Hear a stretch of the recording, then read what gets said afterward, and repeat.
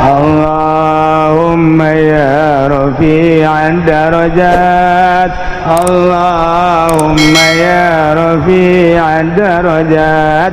Allah. Nabi dilanjutkan ku ari wala syakka annahu temang-mang deui yakin saenyana Kangjeng Nabi Muhammad alaihi salatu wassalam babullahil a'zam, lawang menuju Allah. Nyana anu nungtun urang yap ka dieu yap yu hayang ka Allah hayu.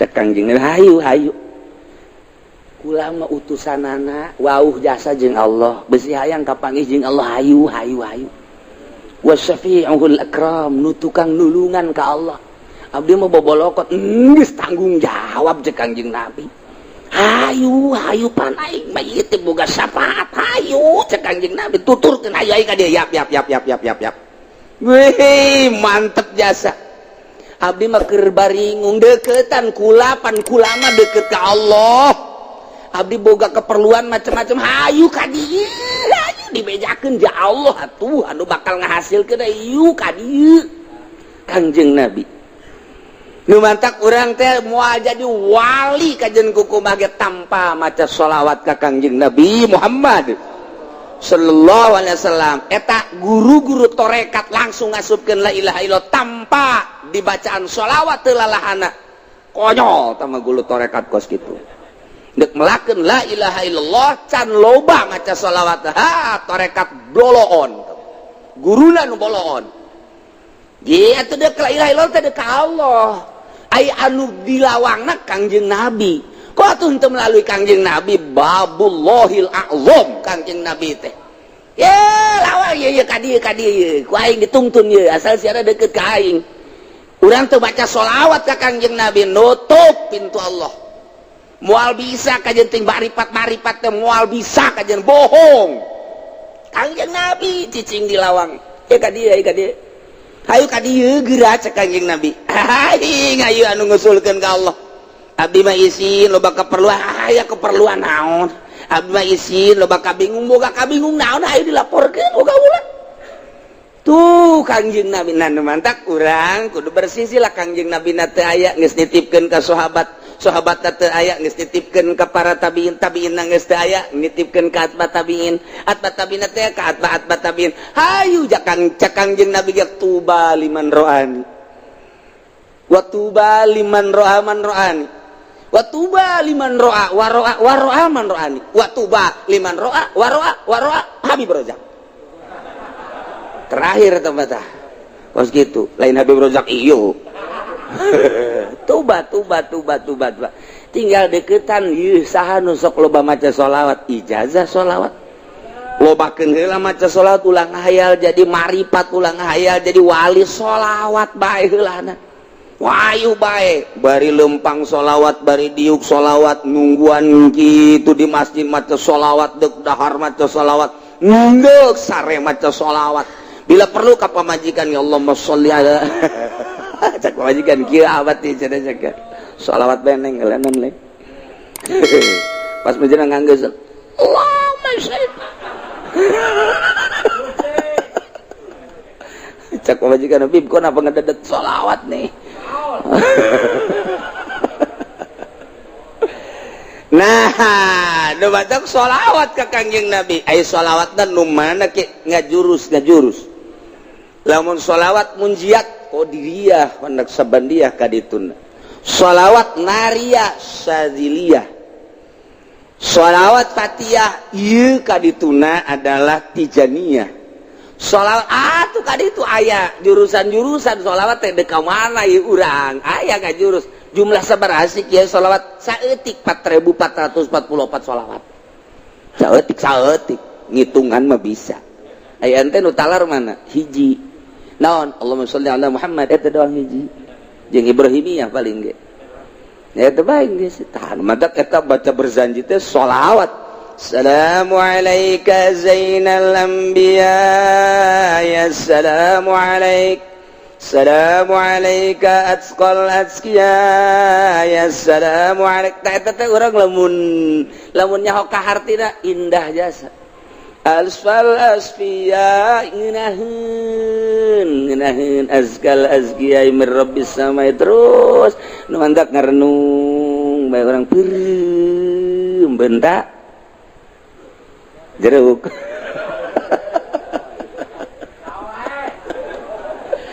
Masya Allah. Nah kos gitulah nikmat jasa Kangjeng Nabi hayu dipikeun Kang ke ku sebab sering jasa urang maca sholawat haju urang ngahayal sabisa-bisa urang ngahayal teh make ilmu kaistimewaan Kangjeng kemuliaan Kangjeng sehingga kagambar Kangjeng teh dina hayayan urang dina benak hati urang kakasepan kagantengan kagagahan kaistimewaan zahiran wa batiran moal teu ngimpi urang moal datang ka teu ngimpi ka jeung kumaha ge nu dihayalkeun eta okos urang ngimpi ngahayal hayang mio ngimpi urang ngahayal hayang mio kaimpi urang naik mio wah dina impian nabrak kebo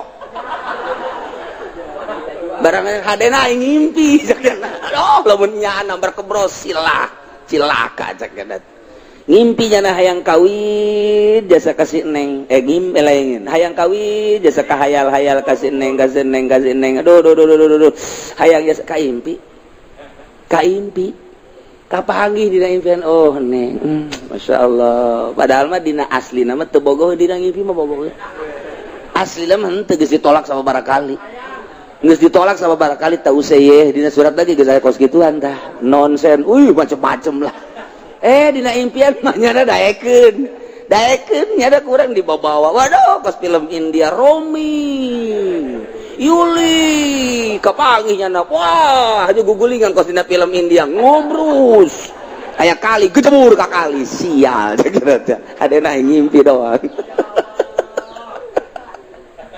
tah eta teh impian teh nu mantap kabagi aya impian anu asli aya impian kembang aya impian khoyal tilu urang meuli gerege kitabna ya gitu atau aya karangan Imam Ghazali Ta'birur Ru'ya aya Ta'birur Ru'ya nu meuli kuring leutik aya karangan Imam Ghazali caritaan ieu supaya ngimpi nu asli sebab jeung Kangjeng Nabi bapan teu bisaeun setan ge setan teu bisaeun ngarupakeun ku sebab urang terus-terusan bae komo tah mah macana amsara taifu manawa fa'arqani wal hubuyat daridul ladzati bil alami maulaya sholli wa sallim daiman abada ala habibika khairil khalqi kullihim amsara taifu manawa fa'arqani wal hubuyat daridul ladzati bil alami maulaya sholli wa sallim daiman abada ala habibika khairil khalqi kullihim min amsara taifu man.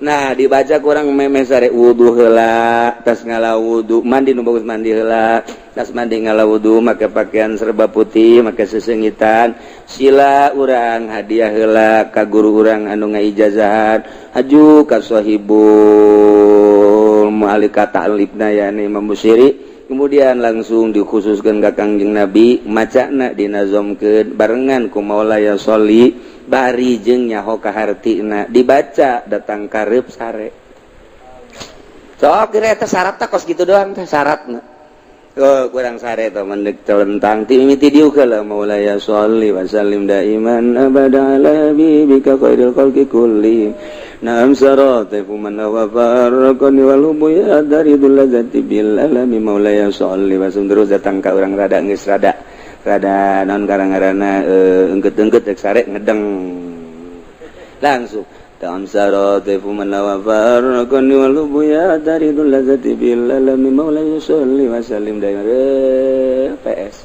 sakali ente dua kali kaditu da mangim pasti jasa kula carita da bulan puasa tah terus bulan puasa lempang ka Imah Ki Soleh tadinya di Imah Ki Soleh lewat jembatan ayo jalan kakak tuh kukula nanya ayo si jalan ke mana ieu nanya wi jalan ke Madinah padi Imah Ki Soleh kukula teh belah diri Imah Ki Soleh ieu Madinah sedang jalan anyar cak nu ditanya teh nu bener ieu jalan anyar bagus teh guguran we kula lompat bener teu kebal aya Masjid Madinah ya Allah ieu Masjid Madinah ieu aya orang Arab kan anu unggal lawang aya orang Arab boleh dikasep tidak boleh ini khusus orang Arab cekian neangan deui lah aing nyaho lah loba lawangna ceuk urang teh. Ulah itu aya deui urang Arab. Budak gasep tidak boleh khusus orang Arab ceuk cenah. Orang ajam tidak boleh. Lupat ka dieu unggal lawang aya urang Araban. Cak pemikiran teh Kangjeng Nabi mah lain nabi urang Arab jan nabi kabehan naik aing ka jeung kumaha ge. Naik kula ka luhur. Begitu naik ka luhur urang sakiana. Enggak boleh naik. Enggak boleh naik. Ka dulu di handap. Wah, kerumunan aya Kangjeng Nabi tuh. Ngancan katingali Kangjeng Nabi na. Ngan dina impian bingung ieu aing ngaragageun mana ringsek kasana.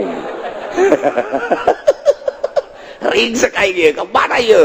Haju di tukang penjagana turun teu meunang. Dihandap geus katingali kerumunan Kangjeng Nabi belah ditu ngancan katingali Kangjeng Nabi na jauh. Jadi kula ditungtung gitu tah. Ngan aya di luhur.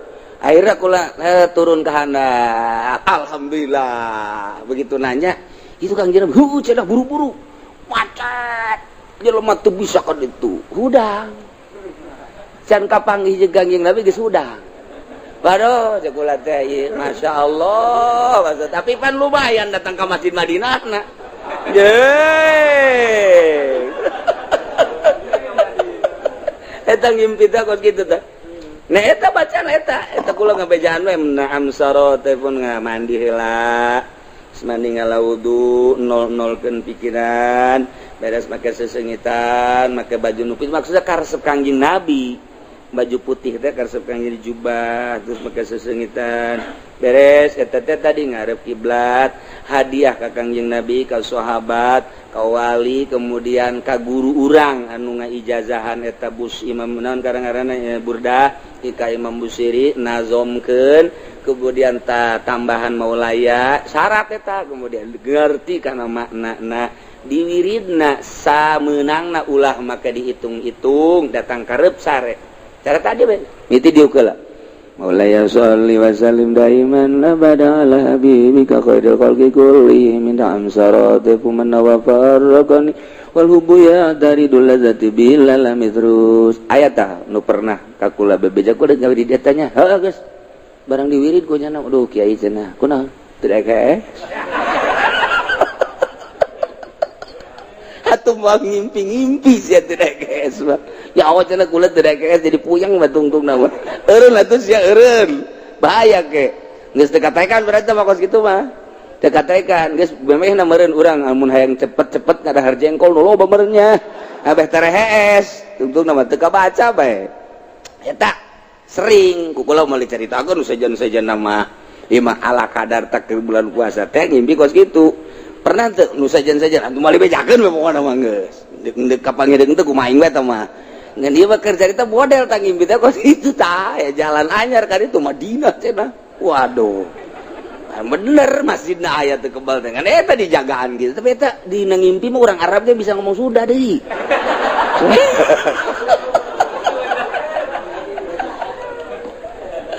Wah, abah bebeja baheula abah. Waduh, tas ngimpi kasasawan teh bebeja ka kula. Bebeja, aduh, abah anu ngimpi kepanggih jeung Kangjeng Nabi. Pohara jasa eta mah. Geus pohara. Aju di Madinah eta mah lain ngimpi aneh abah mah. Manta kaju 3 poe teh ka masjid da, abah moal ka masjid cenah 3 ieu mah heulanan kurang. Henteu bebeja. Asa sare asa henteu aya Kangjeng Nabi. Nu mantak atuh teu ka masjid apa asal eta kitu asal 3 poe. Masya Allah. Geus saya caritakeun eta Pak. Eta wiridanna eta ngan aya babat terus. Munjiata nu paling dia tah munjiat tunjina manta kudu diijazahkeun heula. Ta eta Kangjeng Nabi asal geus urang kapanggih pernah kapanggih jeung Kangjeng Nabi bae lain. Neuleunan naon ihina. Neuleunan teh hina eueuh deui pang indah-indahna ngimpi kapanggih jeung Kangjeng Nabi mah indah jasa, nikmat jasa. Kababayang bae deui moal poho-poho. Indah kapanggih jeung Kangjeng Nabi moal poho-poho jeung diresep keneh maca sholawat teh diberesep. Aya nu kabari bebeja maca sholawat mujiat cenah kiai haju ngimpi kunaon kapanggih jeung maung. Wah. Saya ijazahna di mana? Di Habib Rozak. Pantes satu.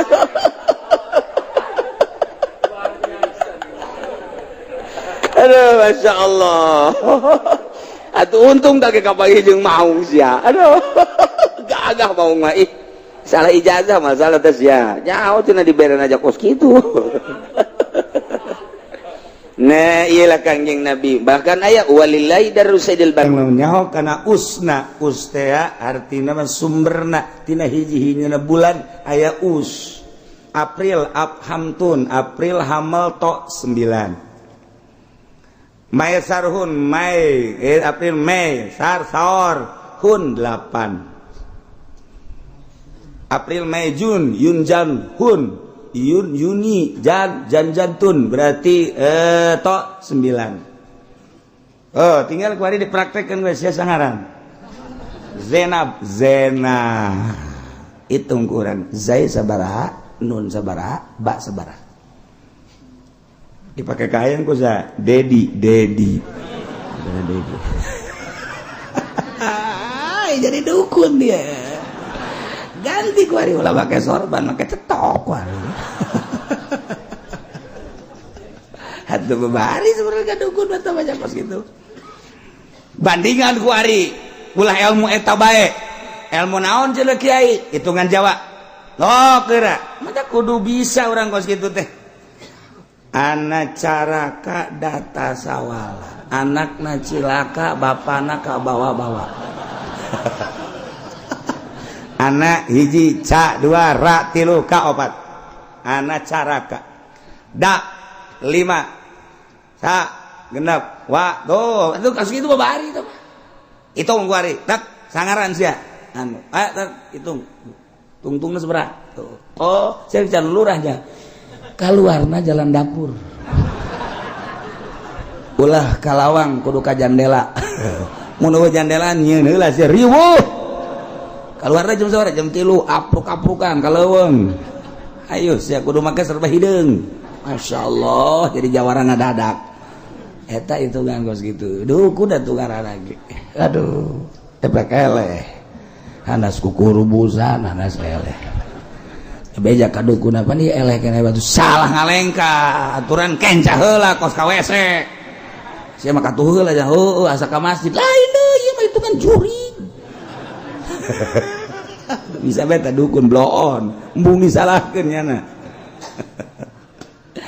ialah kangjeng Nabi Syuaib alaihi salam terus-terusan dakwah sambutan masyarakat kecil alhamdulillah aya unggal daerah kuari nu jadi kebakaran jenggot kalamanun raja idinya raja ngumpulkeun ponggawa-ponggawana ulah cicingan daria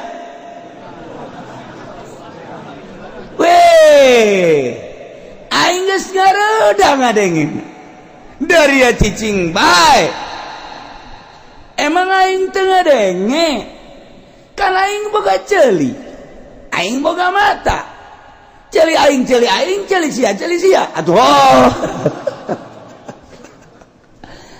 daria cara ricing bae ayo orang musyawarah rapat akbar mulai berangkat kadia kabinet wah nyieun surat undangan berbagai tokoh masyarakat diundang ke kerajaan ke keraton tunduk kana waktu ninggang dana mangsa nu utama dina waktu nu geus ditentukan ku raja Kalaman ternyata raja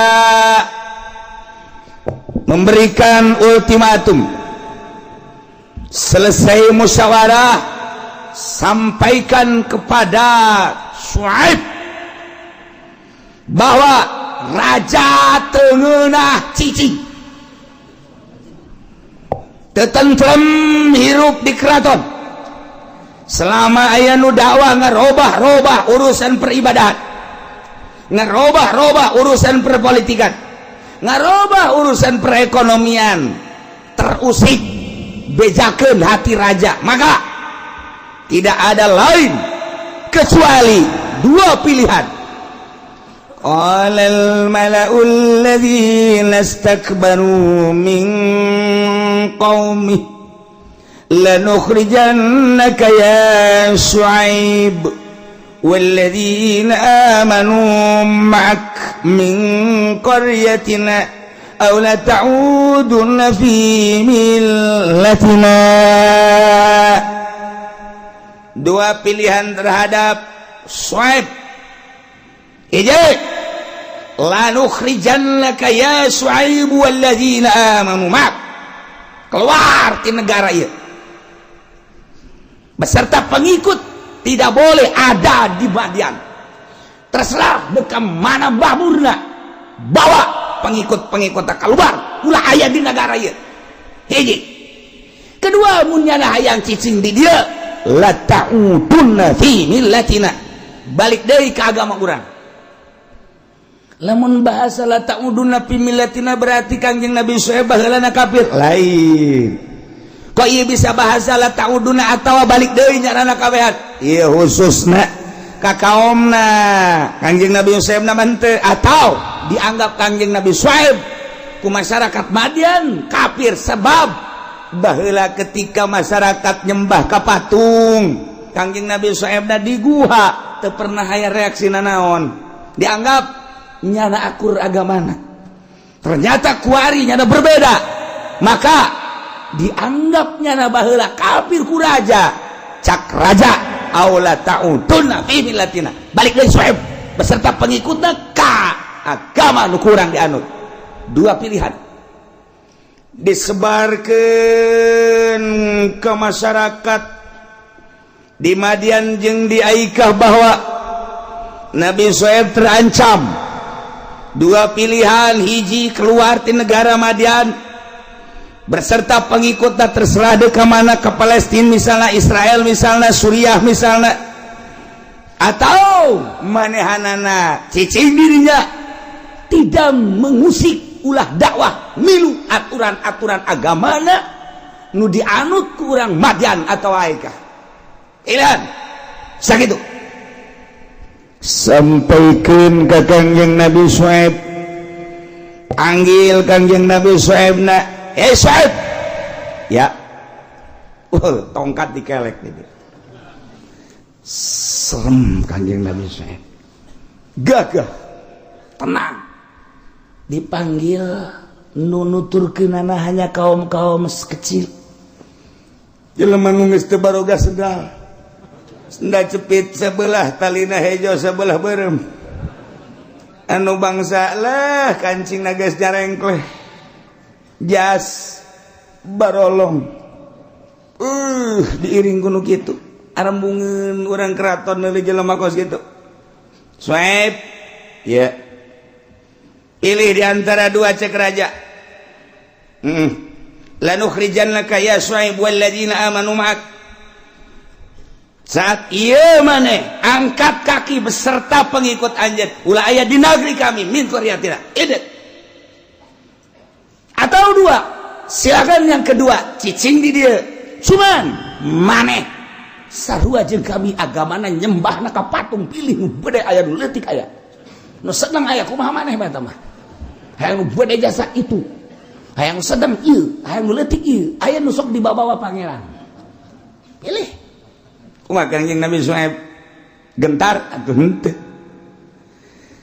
Qala awalau kunna karihin. Kangjeng Nabi Syuaib ngajawab dengan tenang. Tongkat di tangan Kangjeng Nabi Syuaib, sugan aya gentar saeutik ka raja jeung ponggawa-ponggawana teu rieu teu geuneuk. Isturing tenang, sebab seakan-akan ayah pendamping gaib Jibril, Mikail, Israfil jeung berbagai malaikat aslina asa babarengan jeung Gusti Allah Subhanahu wa ta'ala. Ketika orang babarengan jeung Gusti Allah apa aya sieun teu aya, sebab makhluk malaya tur walayan Pak teu bisa ngamadaratkeun jeung teu bisa ngamangpaatkeun.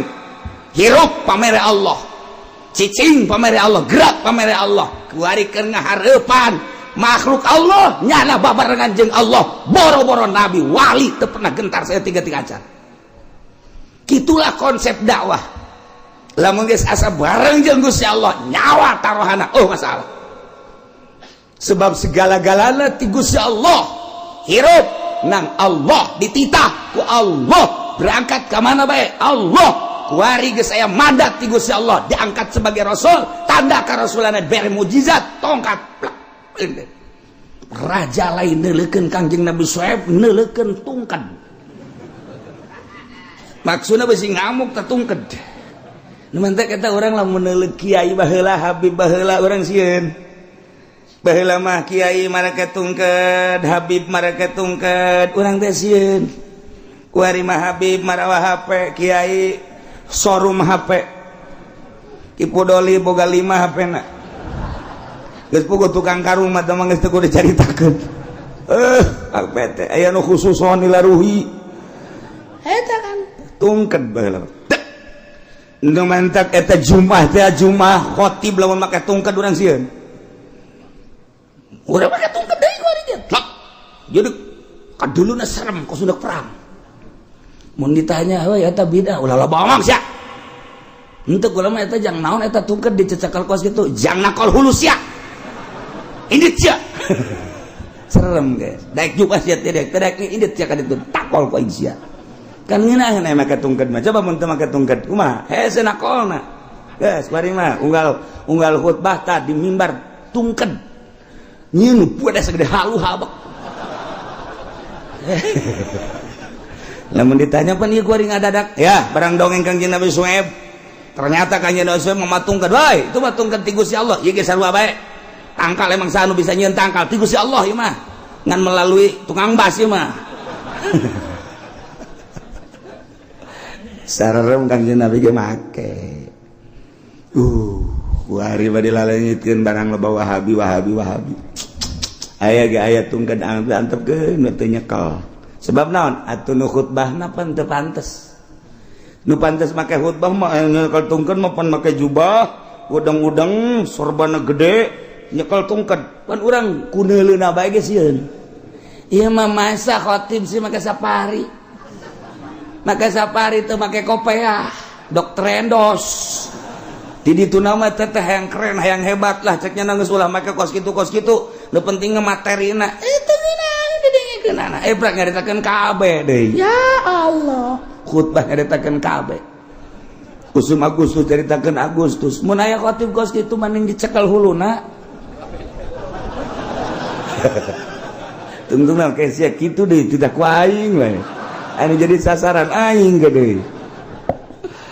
Aduh, saya rusak ya. Rusak khutbah maka diterjemahkeun. Urusan menang jeung teu menang aya dina fikih, tapi manfaatna mana? Apakah nu diterjemahkeun ku ditambah takwa aja henteu, malah acak-acakan. Dicek ulama ketika manfaatna tu ulah.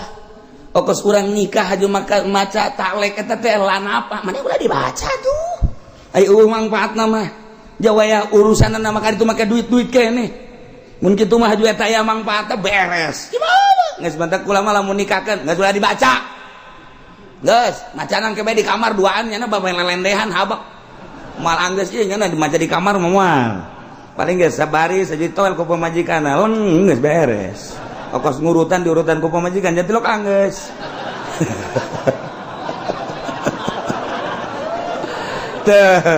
Ih, kumaha kumaha gitu. Masya Allah karim di lengit-lengit ya. Orang haris mah Jumat ya tapi coba dulu orang di Masjid Kesultanan Banten. Iya tapak-tapakna. Dulu di Syekh Asnawi, dulu di Syekh Husein.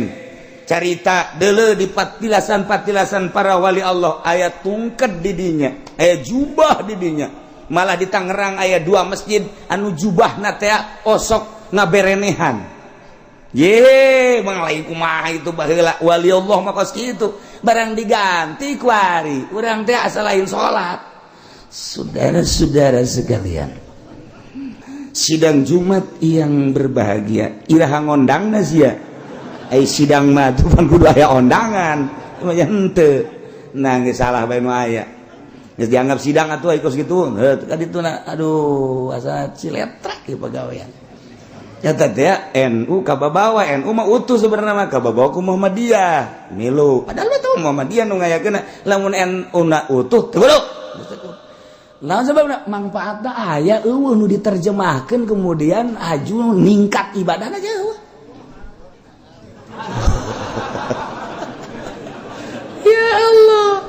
khutbah eta bahkan lain khutbah ceramah eta mah khutbah ganti salat salah bae sia teu sah Jumaahna eta mah khutbah salat zuhur 4 rakaat 2 rakaatkeun Jumaah nu 2 rakaat teh khutbah jadi khutbah eta teh menang sambarangan eta teh ganti 2 rakaat anu salat zuhur ku ari mah kiaina yang dibayar di khutbahna Masya Allah di Lampung teh baheula teh kos kitu kuari Katalaga, Bloon, Kacikupa, Kabojong, Ondo jasa. Masa khutbah dibayar? Tapi sholat. Jadi cenah pugu kiaina, maningan dirantai. Itu sholat dibayar, khutbah teh sholat, masa dibayar sih? Cenah azan gimana lain? Khutbah jeung azan beda. Azan memenang dibayar, khutbah ulah. Nggih, kesana tuh aing mah jadi muadzin mah terus ya. Sesat adzan balik geus. Hayang duit doang burung. Masyaallah, geus ulah make pembayaran coba budayakeun di urang ikhlaskeun abeh mantep rarasaan urang ibadah. Geus aya kiai nu hayang dibayar maca khutbahna, geus ulah dipake mantak naon. Teungeunaheun urang ibadah ya supaya mulus. Geus pugu urang milih pemerintah, geus pugu urang milih lurah, geus pugu milih pemimpin make sogok menyogok. Atuh khutbah ulah make sogok. Ini mah disogok asal dibayar, daek teu dibayar, embung cenah kula mah maca khutbah di dinya kunaon teu dibayar. Tuh sia mabur ka kuburan ka ditu. Masya Allah, ya akhir zaman merenya sedih kula baca. Ayo khutbah kudu hayang dibayar. Ya Allah, eta mah tah tadi ka manakeun. Allah karim patokannya Mekah kosuk pernah cicing di Mekah bae gala walau kunna karin dengan tenang Kangjeng Nabi Syuaib ngajawab cek Kangjeng Nabi Syuaib apakah kaulah kudu balik deui ka agama anjeun walaupun kaulah teresep bahasa kos kitu teh bahasa pertanyaan nu dimaksud dama inkar cek ahli bilagah mah keheulanan kudu milu deui ka agama anjeun cadu aing kudu milu ka agama dia Kanjeng Nabi saya bisa bahasa baduinya cadu aing kudu milu ka agama maneh walau kunla karihin sanajan kaulah terasep komo teresep kaulah ke agama maneh kudu bilu de keheulanan lantaran qadiftaraida 'alallahi kadiban nyata atuh kaulah jijieungan terhadap Allah bohong anu pohara atuh kaulah ngabohongkeun bade ka Gusti Allah in udna fi millatikum lamun kula balik deui ka agama aranjeun kabeh andai kata kaulah teh milu ka agama aranjeun kabeh badaina cana Allah mina sabada Allah nyalametkeun ka kaula dina agama eta dibere mujizat kita ngembangkeun agama kita nyampaikeun risalah ku ari kita milu ka agama anjeun agama batil keheulanan cek Kangjeng Nabi Syuaib wa ma yakunu lana an na'uda fiha teu pantes teu layak saeutik-eutik acan kaula kudu balik deui ka agama anjeun kecuali Allah ngersakakeun ayyasha Allah rabbuna andai kata ku Gusti Allah kaulah dibalikeun an moal sama sekali eta mah andai-andai mun Allah ngabalikeun mah kula milu ka agama anjeun ngan moal kajen kumaha ge hei raja titik moal milu ka agama anjeun titik beuh poha raja teh bahasa Kangjeng Nabi Syuaib dipanggil di hareupeun raja mawa tungked dituturkeun ku jelema-jelema cacah anu teu boga kakuatan tetapi Kangjeng Nabi Syuaib mantep jasa kudu milu deui jeung agama anjeun kelanan terayak teu pantes kaula sebagai rasul diangkat ku Gusti Allah kita nyampaikeun risalah kuari kudu nuturkeun ka anjeun nyawa aya nyawa teh heheina di ditu teh aduh masyaallah bisa dibayangkeun ku urang di hareupeun istana dipanggil diusir Kangjeng Nabi Syuaib beserta kaumna atau titah balik deui dengan jawaban anu jelas berbeda jeung kahayang raja Allah karim tenang Kangjeng Nabi Syuaib diangkat jadi rasul, diberi mukjizat, tegentar setik-etik aja. Gitulah rasul-rasul Allah ketika dipanggil ku raja tenang. Gitu kene para wali-wali Allah. Urang mah boga sejarah teh Banten teh Maulana Hasanuddin Banten, Maulana Yusuf, lain lalagaan teh tarung jeung Inggris, tarung jeung Belanda, tarung jeung Perancis, tarung teh jeung Amerika. Canaya Amerika asup ka urang anu perkecil. Nu gede di urang teh eta teh kitu Belanda, Inggris. Lain lalagaan perang. Masya Allah, sepugu para wali-wali sanga di ditu. Jadi Cirebon, Syarif Hidayatullah, tegentar setik acan ngahareupan raja, bahkan loba raja anu tunduk asup Islam. Kunaon eta? Ku gedena hate asa bareng jeung Gusti Allah. Dakwah teh teu kadeuleuan nanaonna Allah. Ku ari mah urang mun dakwah nu kadeuleu cau Ambon koneng. Masya Allah, komo dakwah na aya di kelompok partai mah. Teka dulu Allah na. Nuka dulu RP. Mual beres dakwah kos gitu, mual beres. Dicekal ku sahabat aja mual beres. Hiji be dakwah mah nuka dulu Allah. Kentar, tegentar seetik-etik aca. Nu mantak cekang yang Nabi Syuaib wasi'a rabbuna kulla syai'in ilma. Ngamat jembar luas Rabbuna pangeran abdi sadaya kulla syai'in kana seluruh perkara ilman ilmuna, artina menguasai mencakup ilmu Allah kana seluruh perkara. Eueuh nu teh dikayahokeun ku Gusti Allah memeh nyieun dunya, eukeur nyieun dunya, geus nyieun dunya. Eueuh nu teh dikanyahokeun ku Gusti Allah memeh urang aya kuari geus aya jeung saentasna. Eueuh nu teh dikanyahokeun ku Allah kamangpaatan terhadap diri urang, diri makhluk kabehan nu enggeus kuari jeung saentasna. Eueuh nu teh dikanyahokeun ku Gusti Allah diri urang secara pribadi kuari kamari jeung satrasna. Emang aya nu teh dikanyahokeun boro-boro urang nu dibere akal, dibere gelbu, dibere pikiran, cacak kalakai, piragageunana iraha, pipotongeunana iraha, ninggangna ka mana geus aya di ilmu Allah Subhanahu wa taala.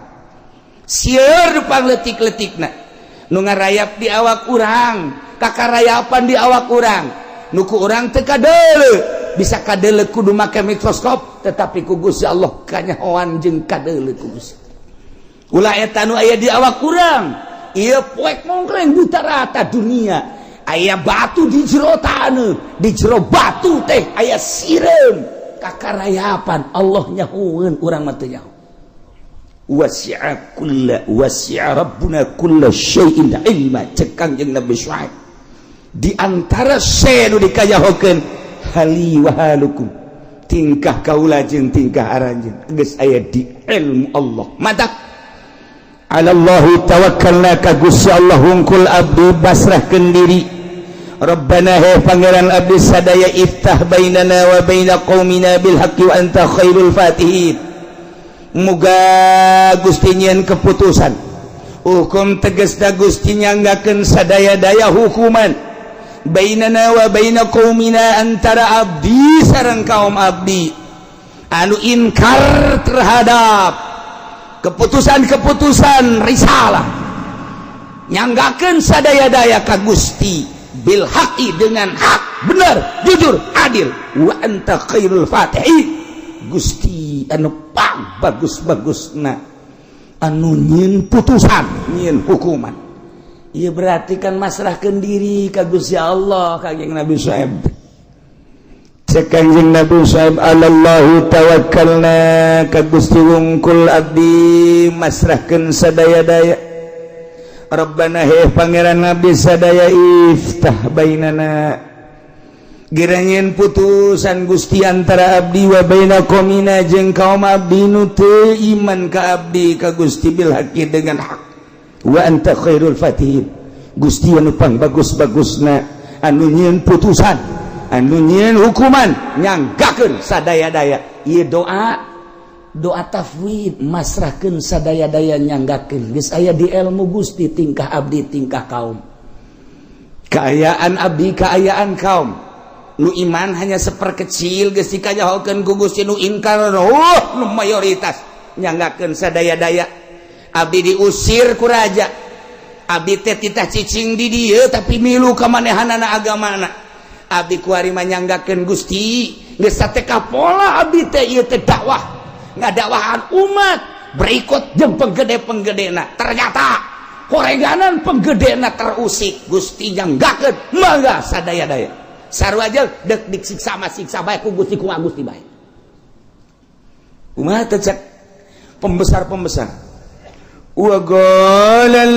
malaul ladzina kafaru min qaumihi la in ittaba'tum syu'aiba innakum idzal la khasirun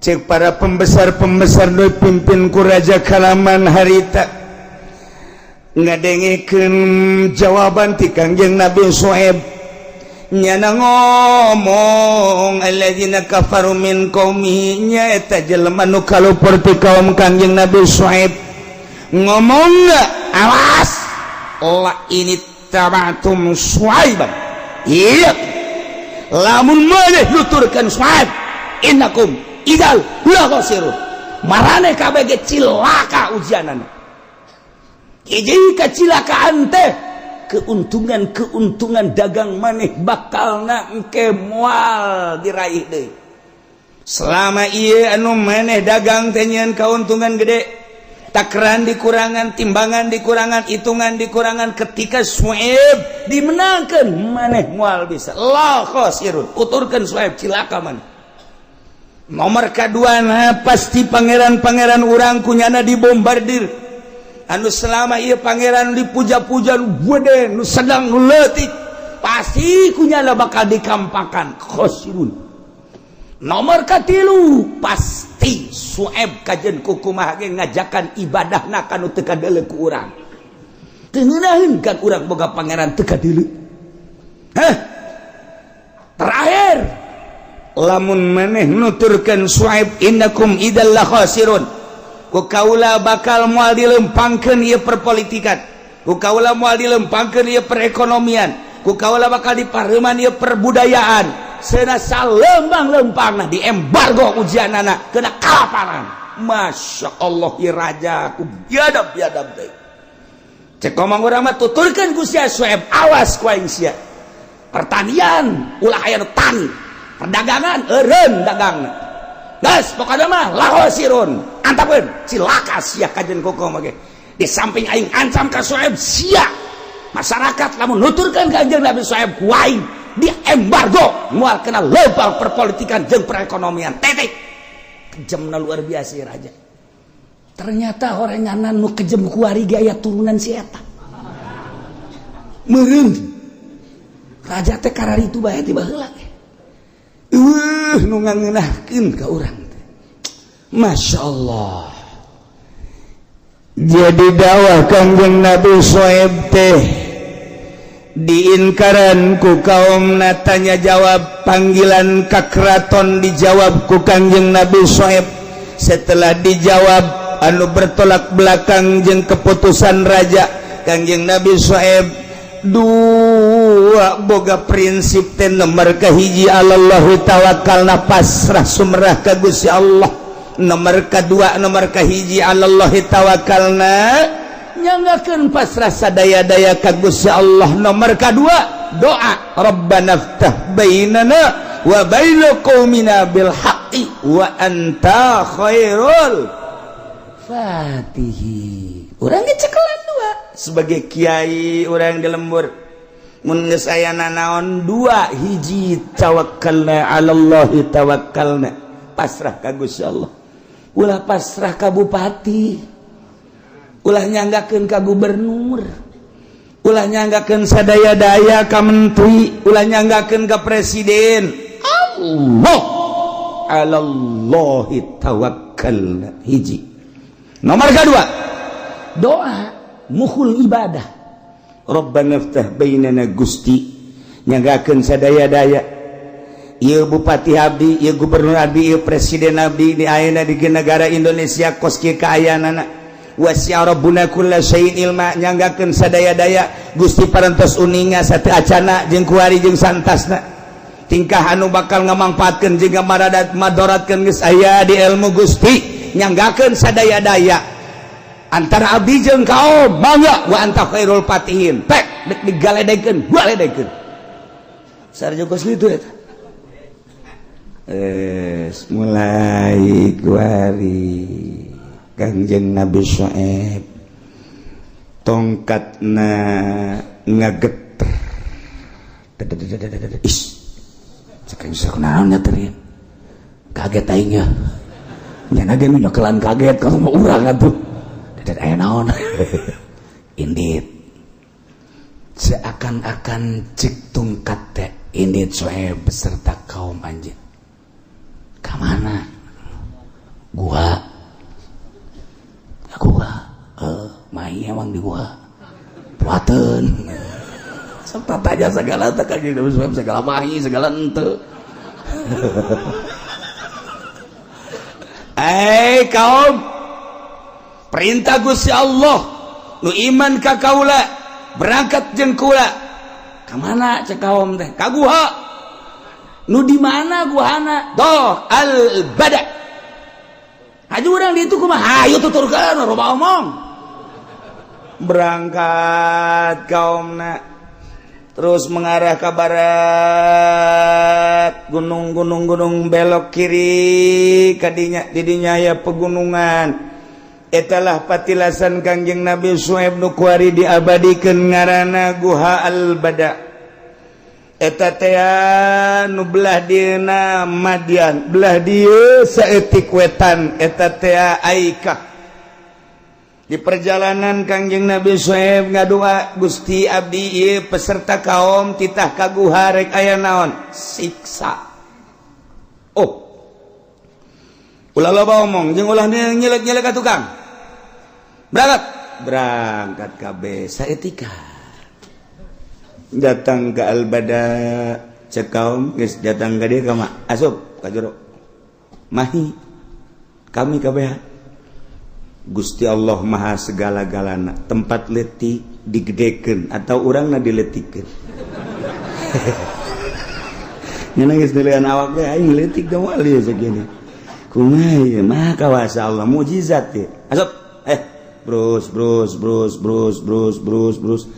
eta jelema diperkirakeun ayalah bangsa 5.000 mah sedangkan tempat kira-kira bangsa 5 meter persegi arah asup kabeh terobah awak terobah henteu laleutik kabeh barang datang ka jero jelema ngayapak 5 meter persegi guha atuh tapi asup jelema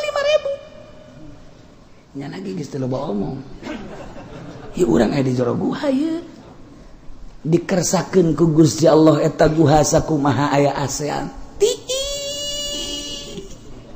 Masya Allah caknya langgin ahin di jero guha paingan Syuaib Kangjeng Nabi Syuaib betaheun aya AC ieu tarariis caknya lah ieu waduh Masya Allah ajunya ngomong kanu di sisieun sia tunduh heueuh aing tunduh catanya nu belah ditu tunduh cakna ayo coba neangan tempat eta bisa hees kabehan di jero guha nu mantak kuari lamun ngaji hares eta di dinya turunan baheula horeganan ketika maca mujizat mah kabeh ge hayang peureum bae emang meureun sia mah watek ongkoh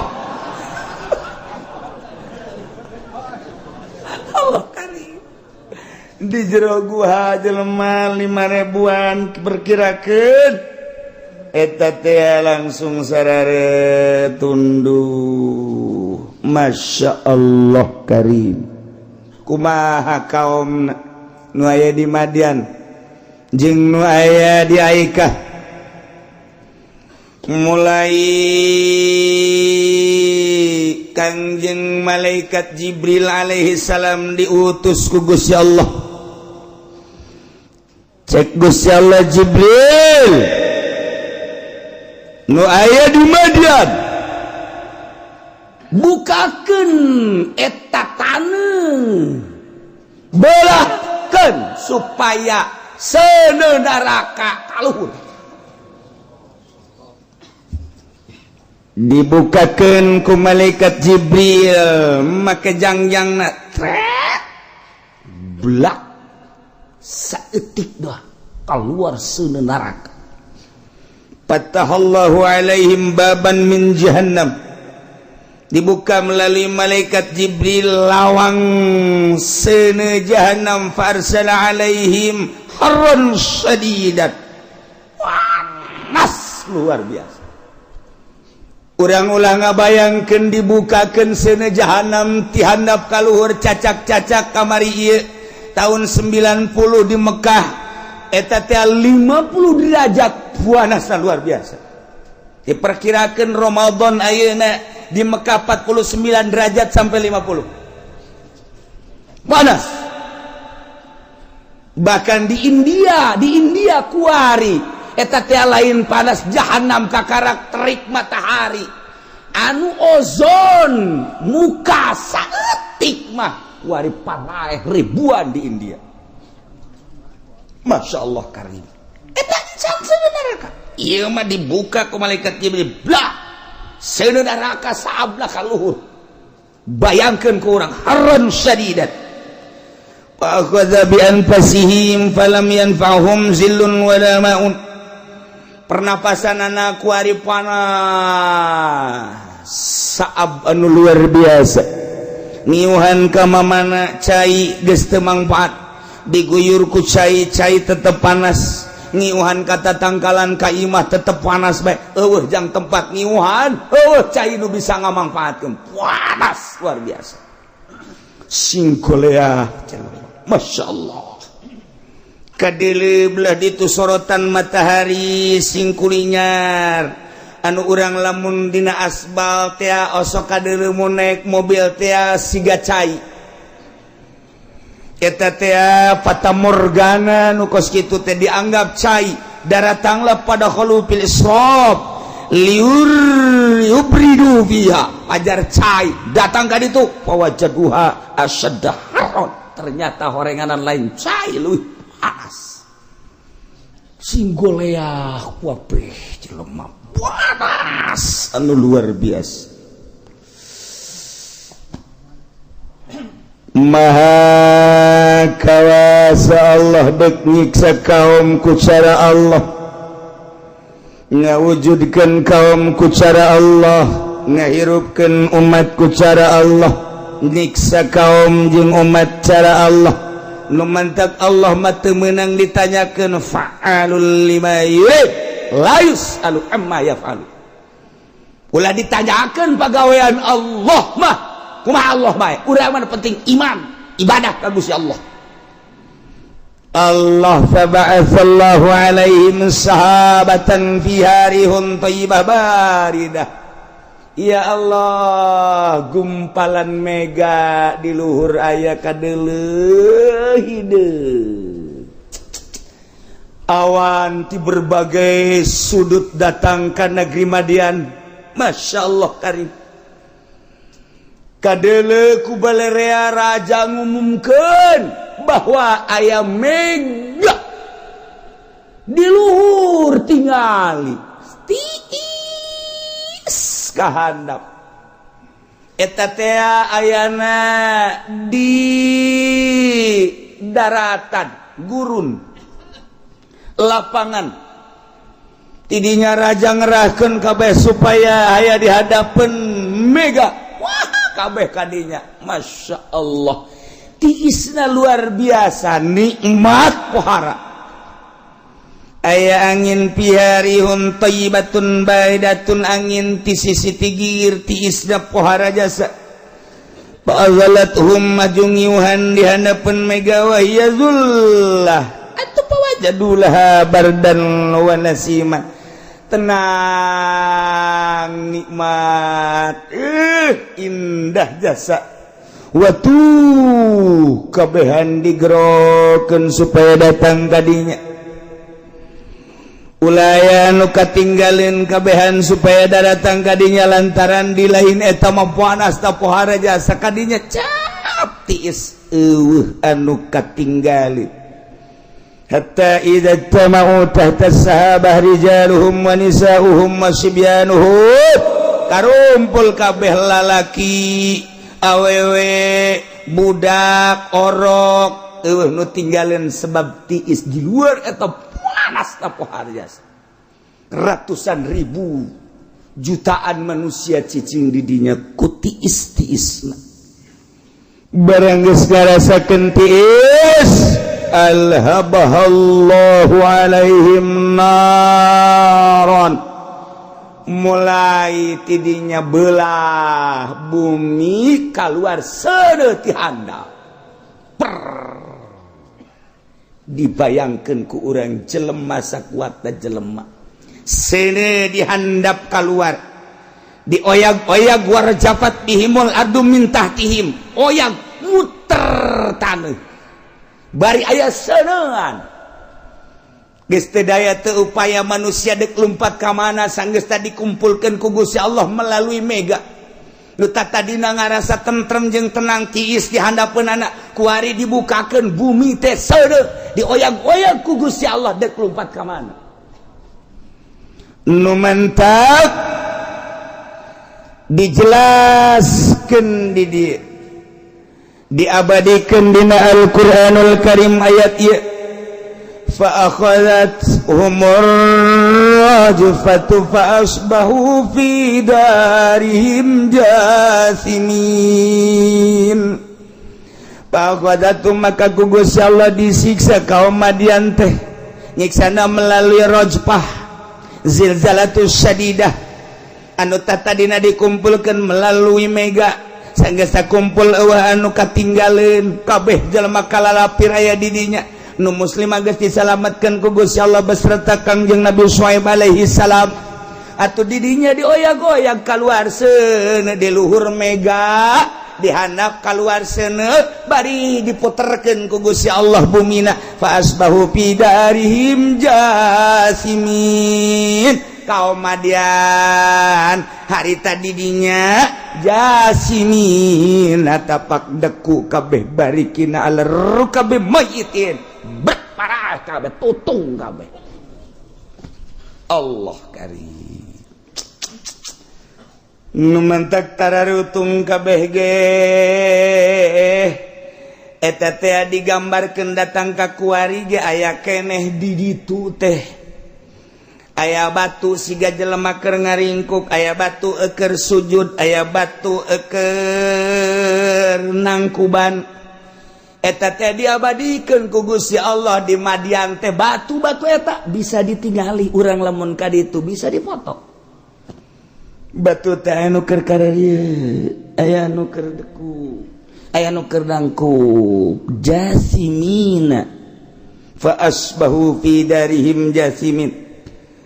Setelah diteliti pada tahun 2000 penelitian anu berbarengan di 5 negara Amerika, Inggris, Jerman, kemudian Belanda, Saudi Arabia Timur Tengah perwakilan untuk meneliti keberadaan eta sosok-sosok manusia anu nangkub, anu barikin, anu deku dan lain sebagainya ditingali tina keberadaan batuna ku ahli ekologi ternyata eta teh bener-bener manusia nu ku Allah diabadikeun dijadikeun batu. Masya Allah karim dipager ku hari urang lamun ka ditu teh sembarangan lantaran kadang-kadang aya heab panas. Hokos urut siksaan Kangjeng Nabi Lut eta teh teu meunang sembarangan datang ka dieu. Ieu ge sarua. Ketika urang dek kadinya kudu aya izin ti kerajaan Yordan maksud jeung tujuan dek naon kadinya nu mantak di Yordan mah negara miskin Yordan mah lain negara kaya negara miskin penghasilanana nya nama hanya ti jelema anu daratang kadinya tamu-tamu datang nundek rekreasi ningali keayaan Ashabul Kahfi Kangjeng Nabi Syuaib. Kemudian kitu patilasan ieu. Nah, urang lamun ka ditu mahal cai, bensin murah, cai mahal. Mahal miskin di Yordan mah. Negara miskin. Sebabnya naon penghasilanana hanya ti tamu-tamu negara Yordan mah, tapi tamuna teu eureun-eureun. Terus bae sebab di dinya aya sagala sumber-sumber anu terjadi di ayat-ayat suci Al-Qur'anul Karim di berbagai negara muslim kafir datang kade untuk meneliti. Ashabul Kahfi aya di Yordan, Kangjeng Nabi Syuaib aya di Yordan, Kangjeng Nabi Lut aya di Yordan, Kangjeng Nabi Saleh Petra aya di Yordan. Iyalah Yordan. Masyaallah karim. Nah, tersiksalah jutaan umat Kangjeng Nabi Syuaib alaihis alladzina kadzabu Syuaiban ari jelema nu ngabohongkeun ka Kangjeng Nabi Syuaib anu disiksa ku Gusti Allah ka'alam yaunau fiha seakan-akan kaum teh teu pernah cicing di negeri eta ku bangkawarah-bangkawarahna manehanana teu iman. Umurnya na sabara tahun sih tapi disiksa nu sakitu dahsyat seakan nyana teu pernah cicing di dinya sakicep disiksa ku Gusti Allah. Alladzina kadzabu Syuaiban kanu humul khasirin. Jelema tegas teh jelema nu ngabohongkeun ka Kangjeng Nabi Syuaib eta lahumul khasirin. Jelema-jelema anu tuna rugi luar biasa. Allah karim. Kacaritakeun hiji deui Madian harita teh kakarak Madian doang hiji deui Aika. Ternyata urang Aika disiksa deui ku Gusti Allah. Nyana ngadenge Madian disiksa. Cak urang Aika teh cak urang Aika. Woi, di Madian siksa. Jelema tararutung ieu kumaha urang Syuaib ka mana Syuaib? Syuaib coba teangan. Di teangan Kangjeng Nabi Syuaib geus hese di teanganna sebab Kangjeng Nabi Syuaib ku Gusti Allah diamankeun di gua. Aman nyana di jero sarere. Teh jahonna naon? Kerek. Ya Allah eta di Yordan eta aya kos kituan tah. Gusti Allah geus puguh Ashabul Kahfi mah 3 abad sarere. Ya emang ngan supaya ulang adenge doang heula tunduh jasa. Masyaallah. Iki di majlis anu boga tunduh teh teh.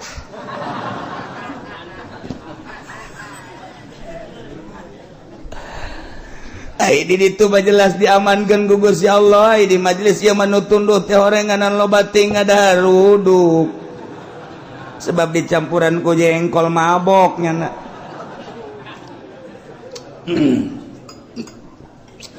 Babaturan dia omong sia loba teuing atuh ngaraludung kena tunduh loba ngomong sakedeung deui kan puasa. Cek nya mung can puasa. Wah beuh parah, geus teu bisa dinasehatan geus. Cek Gusti Allah Jibril, Inzil. Turun. Siksa Aika. Kafir. Cek malaikat Jibril kumaha abdi nyiksa? Teu kudu dikukumahakeun ahli Aika mah sia bae ngajerit. Paraeh kage. Kangjeng malaikat Jibril turun ka Aika tidinya Kangjeng Nabi. Kangjeng malaikat Jibril ngajerit. Cek malaikat Jibril ngajerit setik.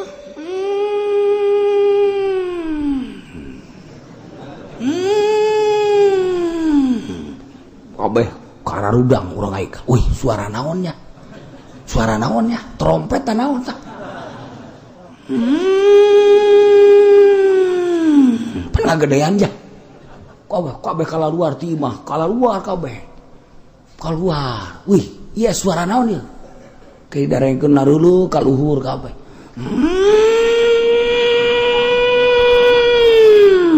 Wih, rada gedenya. Udah gede dareukeun. Coba teliti. Aya naon dieu? Tuh. Jadi jelema kafir mah lain iman kita neliti suara naon eta. Islam apa lain gitu mun aya naon euy aduh sia ulah marahan siat bae tuh siksa ke di Allah pak urang mah kajian kumaha ge kajian nu mabok lamun aya siksa syahadat di urang geus mantep jasa di urang mah mantep nu mabokna ge ka surga di urang mah dia coba ge coba ayo nu mabok aya galedeg blok nya keur mabok asyhadu an la ilaha illallah eta keur mabok eta untuk Amerika bingung nge goblok sia mabok syahadat malah leuwih mantepannya kan teu nyawa kakalar ki kidul panjana mabok karana ge aju dakwah panjana woi syahadat sia tuh wow galedeg sing jeleger sia endahan mabok syahadat bungunya anu mabok malaikat Jibril langsung ngajerit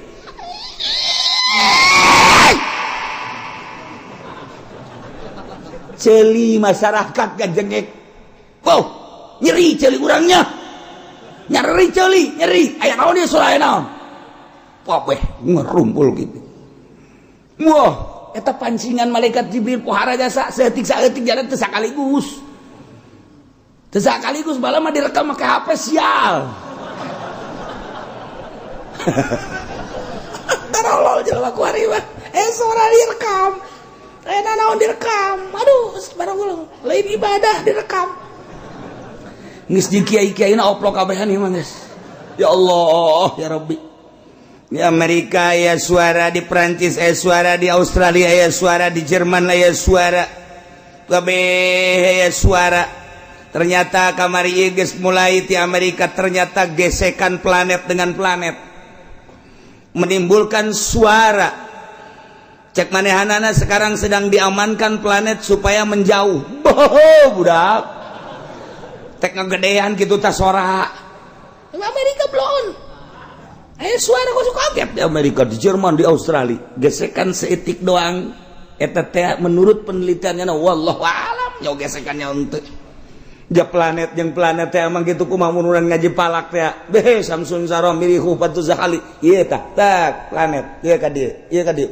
ieu dunia letik dunia masa gede pereup wah batapun wadena luar biasa emang kumaha gitu masa planet nggak gesek ya Allah ya kullum fi falaki yasbahun kabeh aya falak-falakna aya cakrawalan moal nyalahan buatan Gusti Allah mah aya falak-falakna aya cakrawalana moal kudu nyalahan kullum fi falaki yasbahun urang mun maca kita yang surat Yasin kan geus aya kabeh dina falak-falak masyaallah nah wasyamsu wal qamaru bihusban kabeh ge panon poe jeung bulan aya hitunganana urang mun nyaritakeun panon poe 24 jam kapanggih deui dina falak lamun bulan makan 20 poe sabulan urang mah teu kaharti nu mantak sahabat naroskeun ge ka Kangjeng Nabi Gusti kunaon sih eta bulan gitu mimiti muncul leutik aju gede aju leutik deui timbul kuari mimiti di barat kunaon atuh katungtungkeun ku deui kuari jadi di wetan ieu kumaha dijawab ku Kangjeng Nabi make hikmah teh dijawab etana sebab nu dibutuhkeun hikmahna panjang caritana ieulah ilmu falak nah Kangjeng Nabi malaikat Jibril kita ngajerit ngajerit malaikat Jibril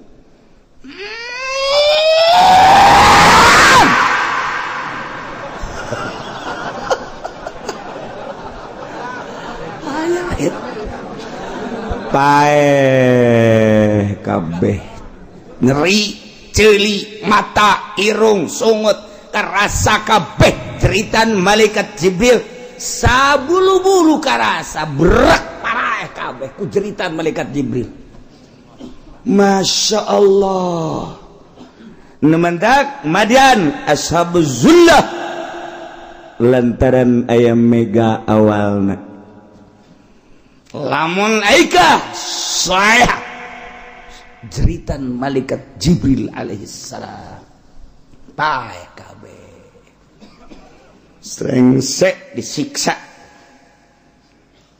Gusti Allah soe budangkeun eta umat ulah hareas bae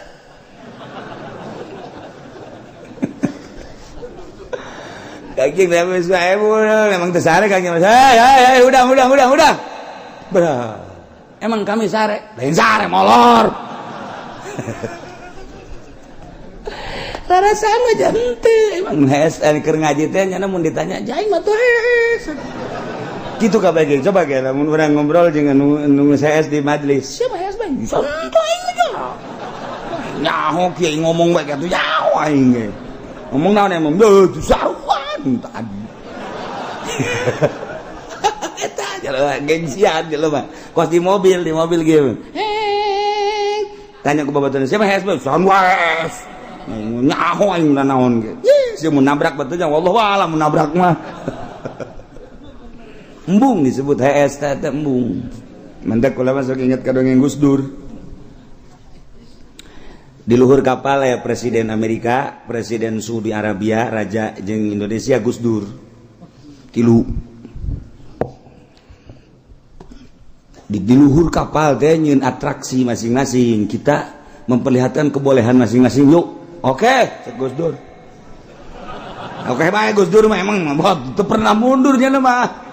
Teu pernah mundur. Kamu apa? Cek Presiden Amerika Bill Clinton, saya ini mau mengeluarkan dolar sebanyak-banyaknya. Keluarkan di kapal. Pur. Ditanya, kenapa kok pakai nyawer terlalu banyak di Amerika dolar? Mantap amat cek Gus Dur. Terus bagian Arab. Raja Fahad, sekarang bagian kamu keluarkan nyana korma jeung kacang.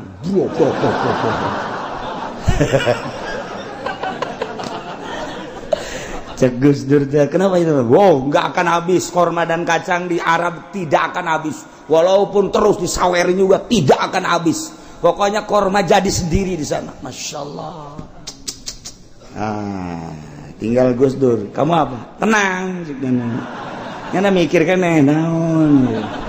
Aya nuker diuk bae orang Indonesia di kursi, dicekel punyana, dibalangkeun. Bro. Gus. Bapak Presiden kenapa di? Enggak apa-apa sih. Emang kenapa? Masih banyak rakyat Indonesia. Baru satu enggak apa-apa. Gimana belum yang di bawah jembatan masih banyak. Udah tenang aja sih, baru satu mah nggak apa-apa. Terlalu banyak cekin masyarakat. Bisa ada Gus Dur. Setelah ditanya tetap kan eta mah manusia. Gus, kami mah dolar uang membuat bahagia yang dapat saweran. Cek Arab kami juga sama, korma dan kacang itu ke orang yang dapat tuh senang. Kalau kamu belum tentu nggak seneng ciknya masyarakat Indonesia juga. Sebab dia aja yang saya lemparin nggak tahu dilemparin. Kok nggak tahu? Saya pegang, saya lemparin, dia nggak tahu apa-apa, makanya mati dia nggak tahu apa-apa. Emang kenapa? Dia tidur kok. Saya juga yang bangun mah nggak akan saya lemparin, itu yang tidur cek nanti. Eta bisaan karikatur Gus Dur mah. Jadi berarti masyarakat Indonesia mah harees bae maksudna kos gitu. Dibalangkeun ti kapal ge teh nyaho naon nya mah. Atuh ya saya harees guari ye. Mun di liu luar negeri kaayaan perpolitikan jeung perekonomian model kos kieu geus marudah, tapi di urang ye tuh hees bae. Imba bangsa Indonesia memang seneng tidur. Homo orang Bandung mah, Bandung mangsa parahyangan, Bandung, Tasik, Garut, tuh bokes. Nya nama isuk-isuk lain ka kantor si duru. Komo di Lembang. Cek pamajikan apa? Lain ka kantor tiris. Komo di Cikajang mah. Di Cikajang mah pan tiris biasa tuh Garut, waduh tuh ka kegedulan. Nya nama ngisangna lohor. Kajeng bebelepet los ada. Lamun ditanya atuh can dipake salat ieu ceknya teh. Atuh ngisang mah tiris. Kajeng ngawuduk mah ngawuduk bae tetep teu ngisang.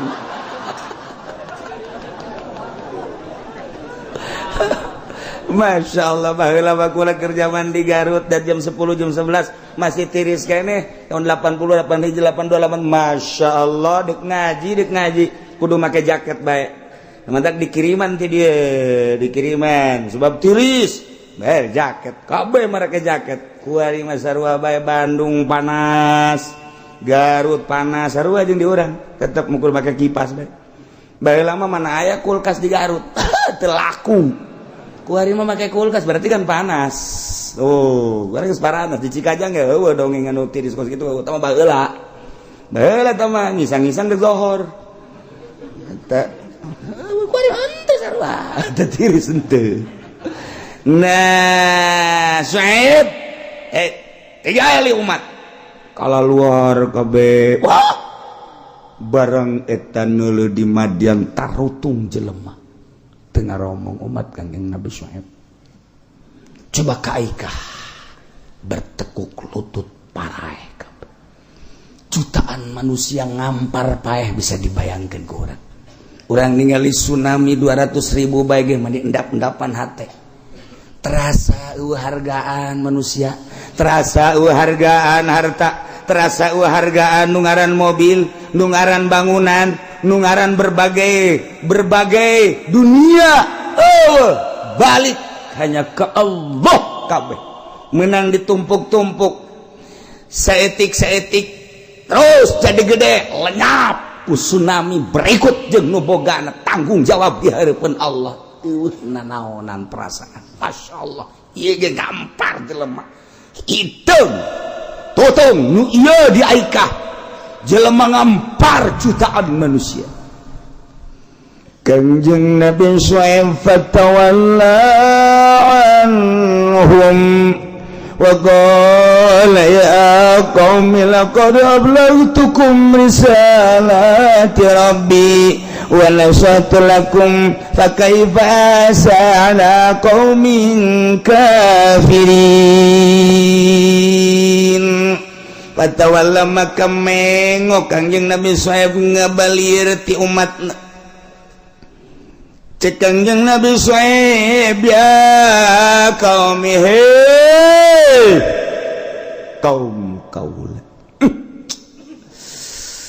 tadi keh nurut atuh ka ucapan kaula sebab kaula teh pan diangkat jadi rasul ku Gusti Allah nu bogana laqad ablagtukum ya ta jelas yakin kaula geus nyampaikeun ka aranjeun ka risalati rabbi kana risalah pangeran kaula hukum syariat pangeran kaula wa nasahtu lakum kaula geus gadasehatan ka aranjeun kabeh tetapi palam tuminu anjeun teu daek percaya ka omongan kaula teu iman ka Allah jeung ka kaula dedeh jeung nyaah sabenerna mah kaula ka anjeun teh dek nyalametkeun anjeun tina seuneu neraka dek nyalametkeun anjeun tina siksa jahannam dek nyalametkeun aranjeun kabehan jaga di akhirat kurang kumaha kula nyampaikeun ka aranjeun tapi anjeun teu percaya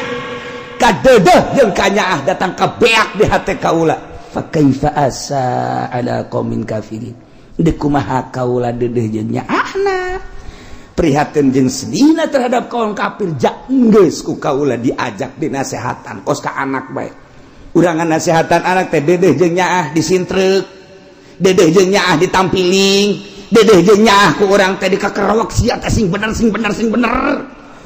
geus kitu-kitu ku urang teh ngaji eta teh ka dedeh ka nyaah tapi teu daekeun keneh bae kan datang ka ditu da nyindet sia ti dieu teu butuh aing ka sia teu nurut ka aing mah duh indit aing mah teu butuh ka sia hiji anak aing loba keneh nyieun ge bisa keneh mun tak kolot tolo boloh teu perlu aing mah inditnya na abah teu karunya ka kolak karunya ge sia aing nurut ka aing jika Allah ai kos kitu patut mah mabok sia di aing di hareupeun aing mawa awewe sia di hareupeun jadi saji saya mah sia kos lain anak aing indit sia aing mah teu butuh ka modal sia ku aing geus dipake kanya ku edek nya aku mah aing kos kitu sia teu nurut ka aing indit angkat kaki ti dieu indit anak emang nya kolot teu sama sekali ieu geus sarua cek Kangjeng Nabi Suhaib aing geus nganasehatan ka anjeun kaula kurang kumaha nyampaikeun risalah syariat kita ulah ngurangan takeran timbangan hitungan jeung sajabana ulah cicing di jalan ngagarong ulah korupsi ulah muksi ulah nyokotan pajak-pajak orang kumaha cek Kangjeng Nabi Suhaib dedeh jeung nyaah supaya selamat jaga di akhirat aing nyampaikeun teh ka ulah nyampaikeun teh ieu teh utusan ti Gusti Allah mana teu percaya sabodo diserahkeun ka Gusti Allah fa kaifa asa ala qaumin kafirin neulekos kieu ye parae ndek kumaha sedihna aja emang kaum kafir atuh parae geus sabodo tah geus diserahkeun ka nu bogaana jagakeun sadaya-daya Gusti ialah hasil doa Kangjeng Nabi Syuaib alaihi salam alallahi tawakkalna rabbana iftah bainana wa baina qaumina bil haqqi wa anta khairul fatihin mantak dibacalah ieu ku para ulama sadunya ketika aya nanaonnya ngakeun ka Gusti Allah ieu dibaca abah mah terus bae masuk maca doa ieu keur ngariung ge dibaca bae bada salat dibaca bae alallahi tawakkalna rabbana iftah bainana wa baina qaumina bil haqqi wa anta khairul fatihin berarti kan geus janggakeun Gusti ja pamarentah dielingan geus tapi kieu bae kita ulah korupsi makin menjadi-jadi kita ulah pajak terus pajak makin ditaik-taikeun malah ditingkat-tingkatkeun ieu mah jagakeun janu Gusti Maha Uninga memehna eukeurna jeung santasna jagakeun masyarakat geus kurang kumaha dibere penerangan kita ulah nyokot duit bank tapi nyokot bae kita ulah ngeridit tapi terus bae boro-boro nu teu paham nu paham ge terus bae ya Allah Gusti rabbana iftah bainana wa baina qaumina bil haqqi wa anta khairul fatihin jagakeun ka Gusti sadaya-daya nah eta teh engke terjadilah siksa-siksa berkelompok can keseluruhan unggul dimimitian tuh Galunggung tambah Yogyakarta tambah deui tsunami tambah deui Garut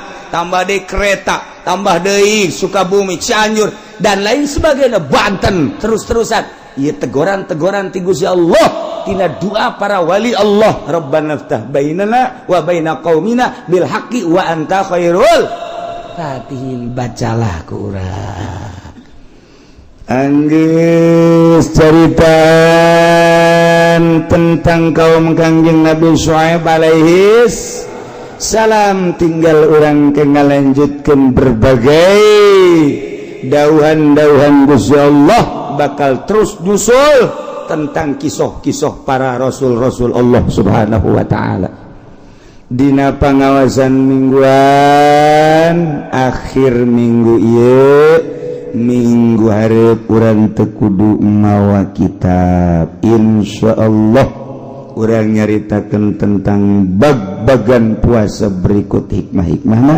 sekaligus urang nyaritakeun tentang tanggal hiji Ramadan menurut hisab qat'i ialah nu paling penting supaya orang ibadahnya nyaho ka waktuna langsung teu kudu di dieu bae di berbagai kiai-kiai pengajian anu nyaritakeun tentang hisab qat'i bakal akur bae satungtung make sulam munairet kula selalu mempertahankeun anggitan ulama embung keluar ti ulama ti mimiti hirup bareng jeung para ulama Allah datang ka maut sebab yakin di akhirat hanya ulama-ulama Allah lah anu bisa nyalametkeun urang kabeh pek bae dek make hisab-hisab Amerika dek make hisab-hisab Prancis pek bae kula dek make sulam munairen